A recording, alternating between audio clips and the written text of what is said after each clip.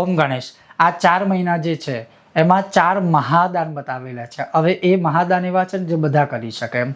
પાછા એ દાન એવા છે જેનો આપણે તો ત્યાગ કરવાનો છે પણ એ જ લઈને પાછો આપણે દાન કરવાનું છે. અને એવું કથન છે ધર્મસિંધુથી માંડીને બધા ગ્રંથોની અંદર. હવે એ સત્સંગ શું છે એ હું તમને આજે સમજાવીશ અને શ્રવણ કરાવીશ. જો તમને આ વિષય વિડીયો પસંદ આવે લાઇક કરજો, શેર કરજો ને ચેનલ પર નવા હોય તો સબસ્ક્રાઈબ કરજો. સૌથી પહેલા શ્રાવણે વર્જય શાકમ એટલે કે શ્રાવણ મહિનામાં આપણે શાક ન ખવાય પણ શાક લઈ અને શાકનું દાન કરાય.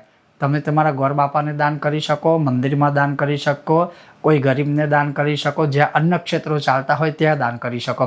તો શ્રાવણ મહિનામાં શાકનું દાન કરવાથી શિવકૃપા પ્રાપ્ત થશે.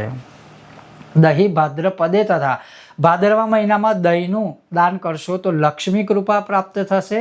અને સફેદ વસ્તુ હોવાથી ચંદ્રનો પ્રભાવ એની ઉપર રહેલો છે તો મનની શાંતિ પ્રાપ્ત થશે.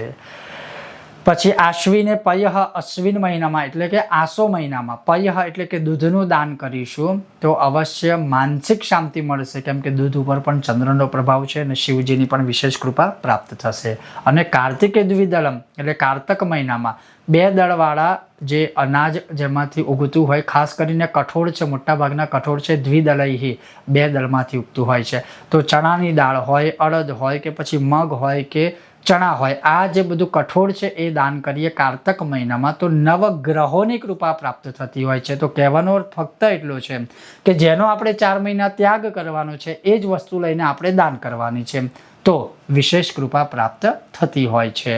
ઓમ ગણેશ, હર હર મહાદેવ.